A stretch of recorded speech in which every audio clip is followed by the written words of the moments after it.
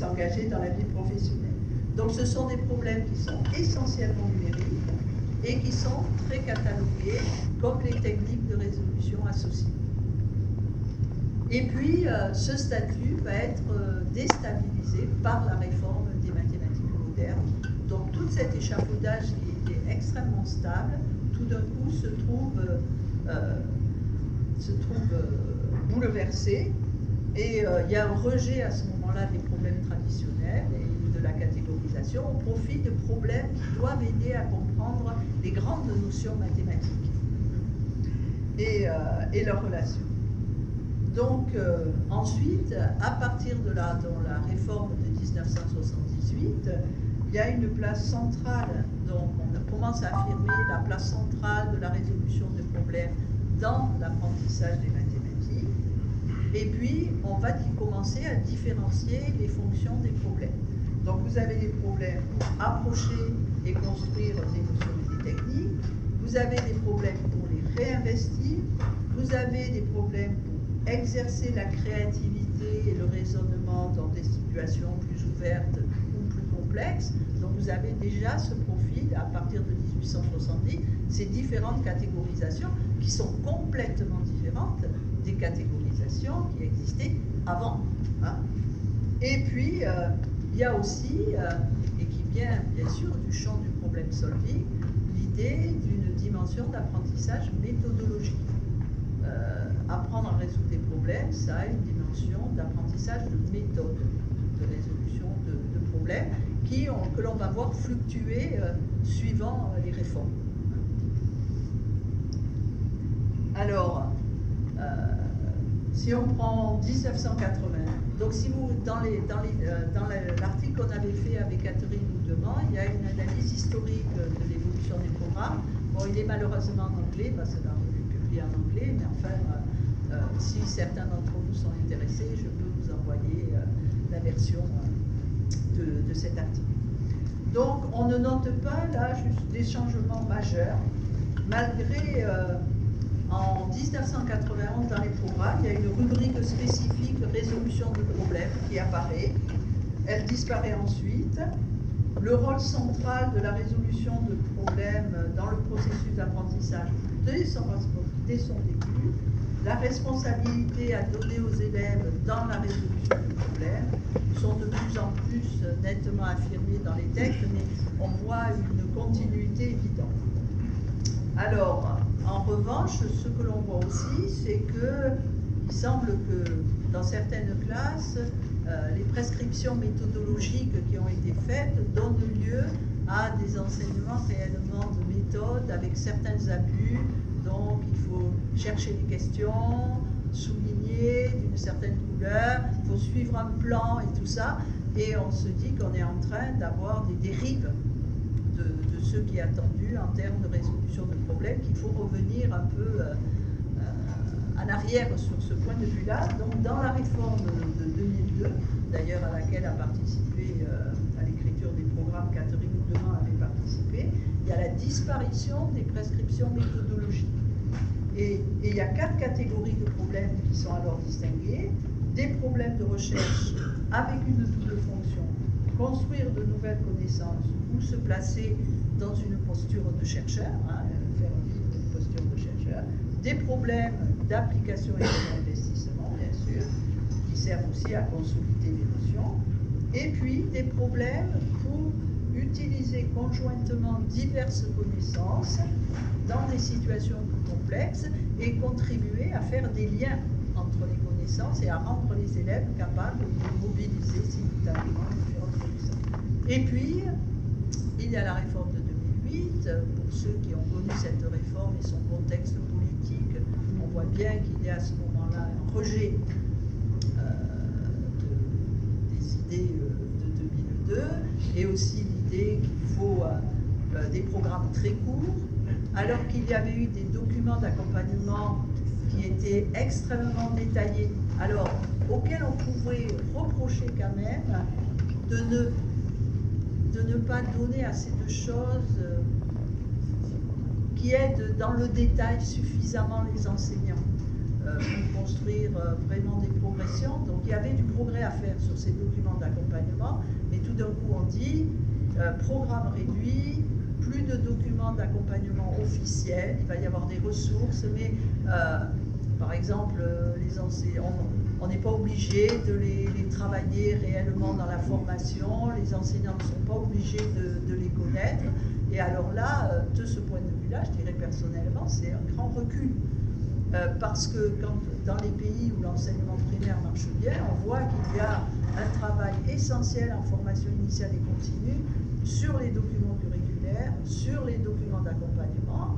On apprend, on les comprend, on les interprète, on les analyse, on regarde comment les exploiter dans des classes pour construire des situations et tout ça.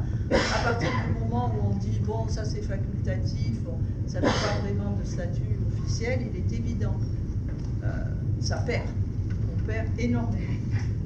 Et donc, du coup, comme les programmes sont très courts, sont peu explicites, il y a un rôle des problèmes qui est moins clair et qui est non différencié. Et donc, au moment où on avait écrit cet article, effectivement, on était dans ce moment-là, dans ce mouvement-là et dans ces effets.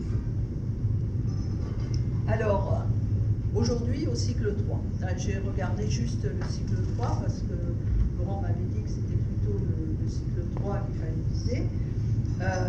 C'est clair que la place centrale est reconnue à la résolution de problèmes. Vous voyez, la résolution de problèmes constitue le critère principal de la maîtrise des connaissances dans tous les domaines des mathématiques, donc pas juste le numérique, bien sûr, mais elle est également le moyen d'en assurer une appropriation qui a garanti le sens.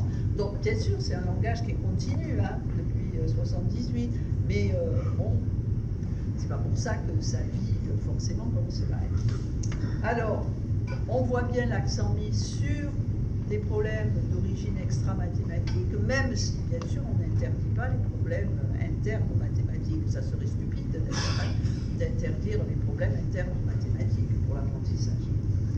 Les situations sur lesquelles portent les problèmes sont le plus souvent issues d'autres enseignements, de la vie de la classe et de la vie du prof. Les élèves fréquentent également des problèmes issus d'un contexte interne aux mathématiques. Et puis, on voit les catégorisations, les différentes fonctionnalités qui sont données à la résolution de problèmes. On veille aussi à proposer aux élèves des problèmes pour apprendre à chercher. Vous voyez, le langage bouge un peu d'une réforme à l'autre, mais bon, qui ne soit pas directement relié à la notion en cours d'études. Donc là, c'est plus effectivement l'apprentissage. Qui ne comporte pas forcément une seule solution. Donc là, on voit les croyances, pour lesquelles il y a plusieurs méthodes de résolution dont on pourra comparer l'efficacité, les connaissances qu'elles mettent en jeu, qui ne se résolvent pas uniquement avec une ou plusieurs opérations, mais par un raisonnement, des recherches par tâtonnement. Donc on insiste aussi sur cette dimension expérimentale des mathématiques, qu'aujourd'hui, alors en particulier au secondaire, mais aussi dès le primaire, on peut aider avec les outils technologiques dont on dispose, en particulier en géométrie, avec les logiciels de géométrie dynamique, et puis avec même les calculatrices dès l'enseignement primaire, mais avec des fonctions très claires. Pas pour faire 4x5. Effectivement. Voilà. Et en revanche, il y a une diversité terminologique, et dans l'exposé qu'elle faisait après moi à l'ESPE, Catherine l'a souligné aussi, problème, exercice. C'est clair que problème, alors on dit aussi problème routinier, problème non routinier. Problème d'application, de réinvestissement, d'approfondissement. J'ai été particulièrement sensibilisée à ces questions parce que depuis 4 ans, je travaille dans un projet international où on est 10 pays et on compare le vocabulaire pédagogico-didactique qu'ont les enseignants là, c'est au niveau collège dans tous les pays, dans ces 10 pays, des enseignants expérimentés pour parler de ce qui se passe dans une classe de mathématiques et pour le décrire, pour communiquer, échanger avec des collègues. Et on s'aperçoit que, effectivement, qu'est-ce qui est un problème pour les uns, qu'est-ce qui est un exercice, comment ça se définit, Et par exemple, donc, dans tous les pays, l'équipe, il y a des chercheurs, il y a aussi des enseignants, bien sûr, du secondaire qui travaillent avec nous, et c'est eux qui ont le dernier mot, puisque c'est leur vocabulaire, c'est pas le vocabulaire des chercheurs qu'on cherche à cerner. Et donc, quand il a fallu définir problème, exercice, bah, voilà. Il a fallu se mettre d'accord sur une définition, et on voit bien le fou de ce livre. Et par exemple, les enseignants de collège avec lesquels on travaillait disaient, nous on a envie d'avoir la distinction entre problème d'application, de réinvestissement, d'approfondissement. Alors dans d'autres pays, nous ont dit, oh là, qu'est-ce que vous êtes compliqué, ou alors avec tous ces termes. Et puis on s'aperçoit, alors après, quand on propose les termes dans des questionnaires et on demande aux gens, ce terme-là, comment vous le définiriez? Là, on s'aperçoit qu'il y a un peu, nous, finalement, on a fait des efforts pour bien marquer les différences, mais moi, c'est flou, hein, c'est un paquet cadeau, l'ensemble. Et bon, on a aussi le mot tâche complexe, qui est apparu en particulier au collège, des problèmes après d'initiatives qui sont apparus aussi au lycée. On a depuis longtemps les situations de problèmes, les problèmes ouverts, initiés par l'IREM de Lyon et qui ont largement diffusé. Alors, problèmes ouverts en particulier, avec la dénomination et cette histoire de problème ouvert qu'on a en France, c'est pas la même chose. Donc, quand on traduit en anglais open problème, on peut se dire on a exactement traduit, si ce n'est que c'est pas la même définition. Donc, heureusement que dans nos lexiques respectifs que l'on va publier, on met des définitions, on met des exemples, des non-exemples, pour qu'on puisse se comprendre. Parce que quand il n'y a pas de mots dans l'autre langue, finalement c'est mieux, dans un certain sens, parce qu'au moins on ne risque pas, il n'y a pas de faux amis. Mais quand il y a un mot dans l'autre langue, c'est rarement pour dire exactement la même chose.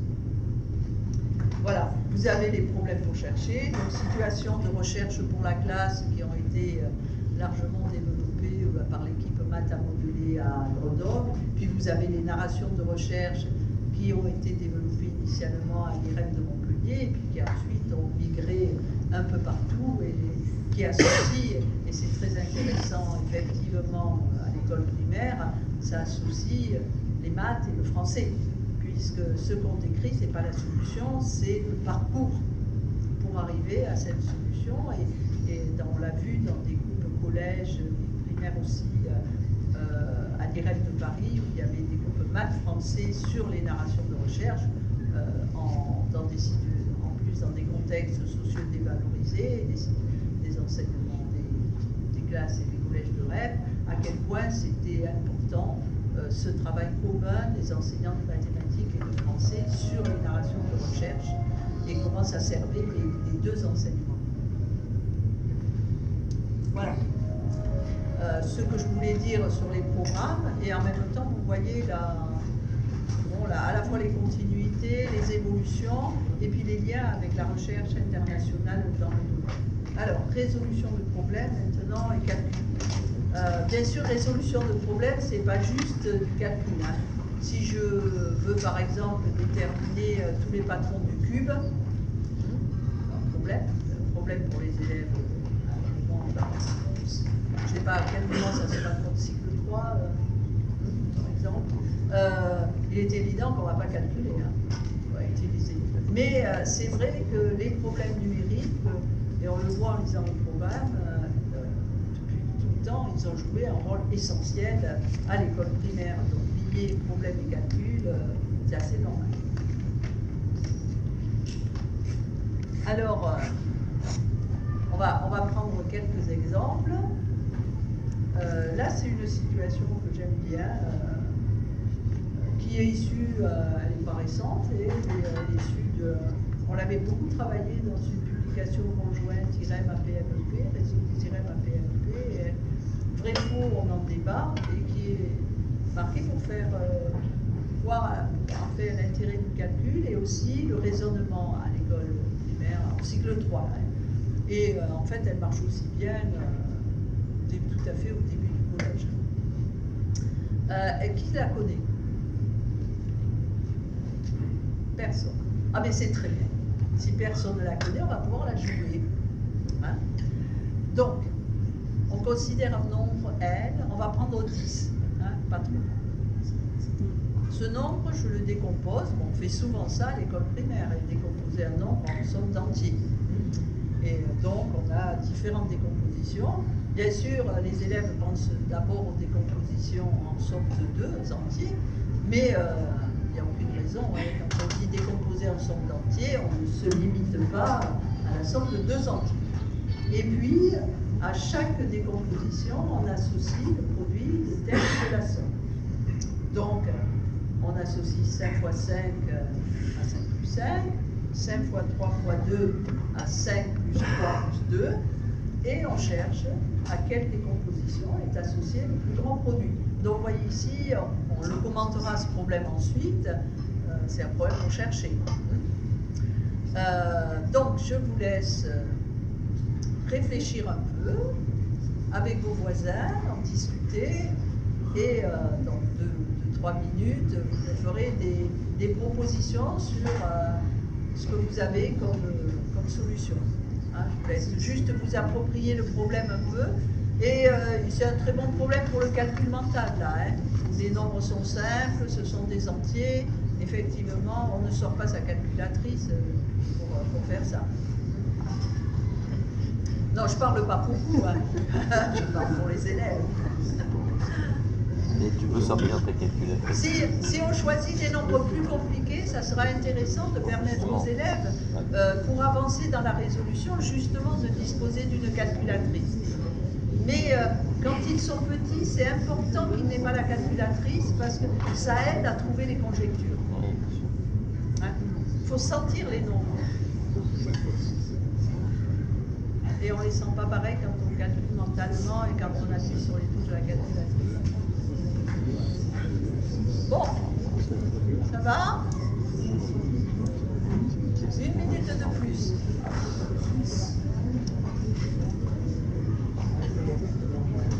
Inzo.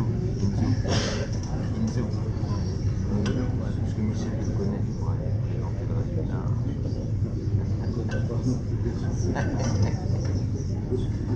Alors,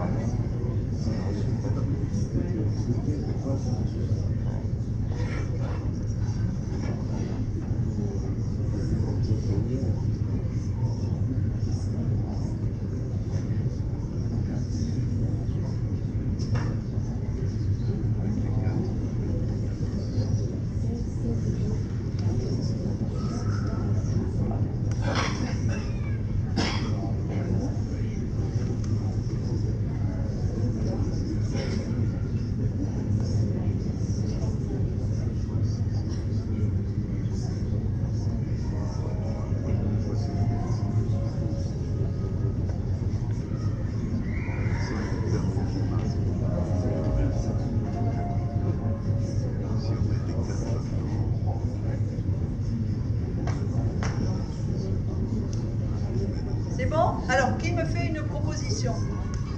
Oui? Que vous obtenez comment? 2 fois 2 fois 2 fois 2, 32. Qui a mieux? 36. Alors, comment vous avez 36? 3 fois 3 fois 2 fois 2. pas tous en même temps. 3 fois 3 fois 4, et puis peut-être d'autres ont fait 3 fois 2 fois 2 fois 2. Est-ce que quelqu'un a plus de 36? Non? Est-ce que quelqu'un a obtenu plus de 36? Non?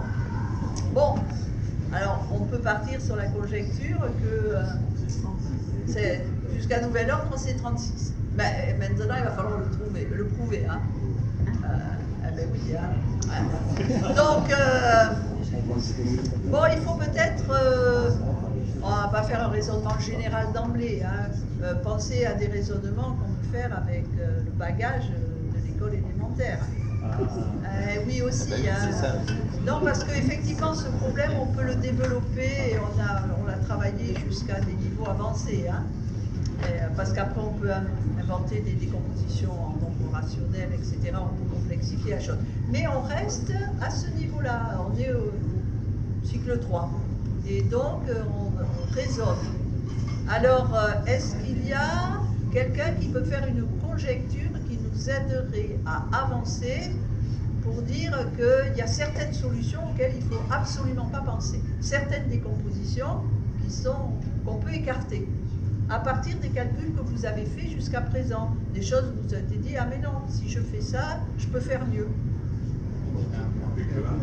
Et avec des 1, ah oui, des 1 dans le produit, hein, donc 3 plus 3 plus 3 plus 1, c'est sûr que, donc des 1, on évite, et des 0 aussi, vous êtes d'accord, hein, a fortiori les 0.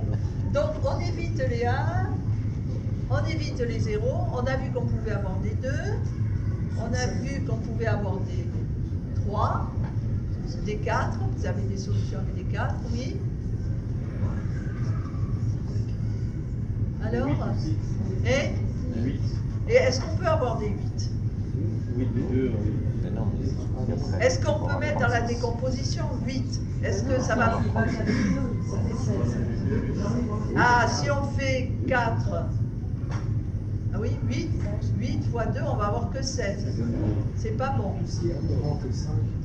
Tout ce qui est... Alors ça, c'est une conjecture, vous voyez, déjà très élaborée, parce qu'il a un quantificateur universel. Il n'a pas dit 5, ça ne va pas marcher. Peut-être on pourrait commencer par pourquoi 5 ne peut pas marcher. Pourquoi ça ne sert à rien de penser à mettre 5 dans une décomposition? Oui. Oui. Et même en pensant à 5 tout seul.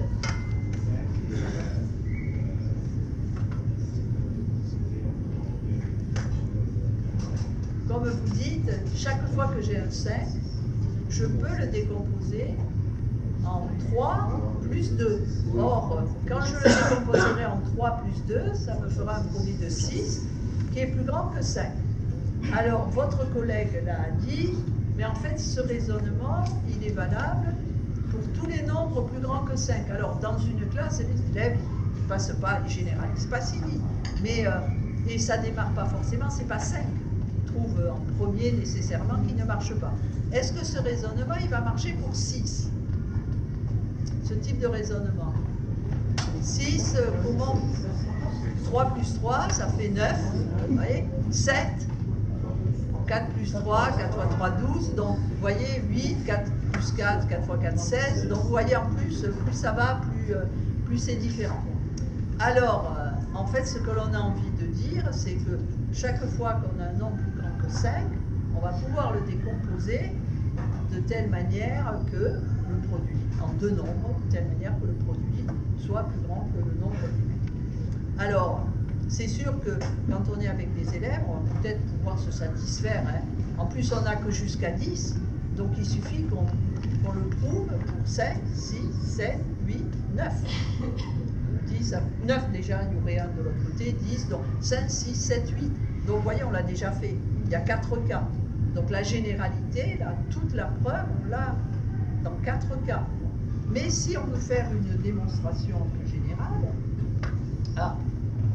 vous en avez une qui est géométrique, qui est que, vous voyez, n, c'est l'aire d'un rectangle de 1 sur n. Mais c'est aussi l'aire d'un rectangle de 2 par n sur 2. Et en fait, chaque fois que j'ai un nombre plus grand que 4 d'un nombre, je peux aussi regarder quel est le rectangle, l'aire du rectangle de côté 2 et n sur 2. Quand j'ai remplacé 5 par 3 plus 2, c'est ce que j'ai fait. Pour 6, je n'ai pas fait la même chose. Mais j'aurais pu aussi faire 4 plus 2, et ça me faisait 4 fois 2, 8, c'était plus grand. Hein. Donc quand je veux généraliser, il se peut que je doive avoir un argument plus homogène, et pas un argument ad hoc pour chaque cas. Hein.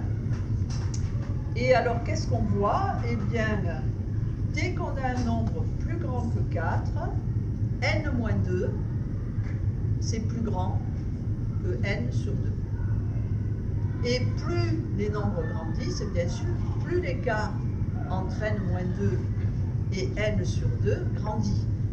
Et vous voyez qu'on touche là quelque chose qui est profond en mathématiques. Parce qu'on a deux types de croissance en fonction de n. On a une croissance arithmétique, à n, je vais correspondre n-2, Et on a une croissance multiplicative, proportionnelle, n sur 2. Et on sait très bien qu'une croissance multiplicative, eh bien, ça prend plus vite. C'est à partir d'un certain rang, une croissance additive. D'ailleurs, c'est ceux qui avaient fait dire à Malthus qu'il fallait ne plus faire d'enfants, puisque les ressources agricoles augmentaient de façon arithmétique. La population, si on ne freinait pas la démographie, augmentait de façon multiplicative et même exponentielle dans ce cas-là, donc des modèles encore plus forts, et que donc très vite, il n'y avait plus assez à manger pour tout le monde. Voilà. Donc, le malthusianisme bien connu. Voilà. Voilà. Et vous voyez que, alors si on avait du temps, si on exploite ça avec des usagers, on a un travail sur des relations entre un calcul et des preuves géométriques, et aussi sur des types de croissance qu'on peut réexploiter par ailleurs. Alors je reviens au problème. Voilà. Qu'est-ce que je trouve d'intéressant dans ce problème? C'est que c'est un problème, on ne vous a pas dit faire 10 calculs. Hein, on ne vous a pas posé une liste de 10 calculs à faire. Mais si un élève veut résoudre le problème, d'abord il va mettre plus de temps, bien entendu, il va faire beaucoup de calculs. Et il va mettre en jeu des propriétés des nombres, des opérations, donc il va développer son intuition et sa connaissance des nombres de façon naturelle, sans que ce soit imposé par une liste de calculs. Et il va travailler non seulement sur les compositions, mais sur les décompositions. Et travailler sur les décompositions, c'est pas je vais l'apprendre, c'est aussi important que de travailler sur les compositions. Donc les tables à l'envers, c'est aussi important que les tables à l'endroit, je dirais, pour comprendre les nombres et se familiariser avec les nombres. Alors, il faut si on veut progresser vers la solution, il faut arriver à s'organiser. On va faire des essais numériques à n'importe comment. À un moment, il faut organiser sa recherche. Et quand on veut la communiquer aux autres, il faut aussi pouvoir la communiquer de façon organisée. On peut résoudre ce problème. Je n'ai pas dépassé les ressources mathématiques du cycle 3. Et je peux vous dire, parce qu'on l'a fait dans de nombreuses classes, on a des vidéos de classes, je vois ça, c'est que les élèves sont capables, effectivement, de développer ce type de raisonnement avec un peu d'accompagnement de l'enseignant. Bon, la preuve est qu'on est pas de portée. Et puis, on peut entrer ensuite dans un processus de généralisation. Parce que le raisonnement qu'on a fait en disant 5 n'est pas possible, 6 n'est pas possible, 7 n'est pas possible, 8 n'est pas possible, il n'est pas valable uniquement si on se pose le problème pour 10. Il sera le même si on se pose le problème pour 20, si on se pose le problème pour 30, pour 50. Donc à partir d'un moment, on va savoir, on sait qu'il ne faut que des 3 et que des 2 ou des 4. Et même on arrive à montrer qu'on ne peut pas avoir 3-2. Parce que si on a 3-2, eh bien, ça fait 2 fois 2, 4, 4 fois 2, 8, alors que si on avait fait 3 fois 3, on avait 9. Donc il faut le plus de 3 possible, et puis des 2, 2 ou un 4. Et alors quand on est au lycée, eh bien, on va travailler ça en termes de congruence. Hein, et donc on peut avoir des expressions générales. Mais vous voyez, déjà, même au niveau avec des petits, on peut aller assez loin. Là, j'en suis là. Alors, je vais prendre un second problème, cette fois-ci dans un contexte de vie quotidienne et qui pour moi aussi illustre. Alors, il n'est pas dans un manuel, c'est un problème que j'ai inventé parce que la chose m'est arrivée. Voilà. Et que j'ai raisonné.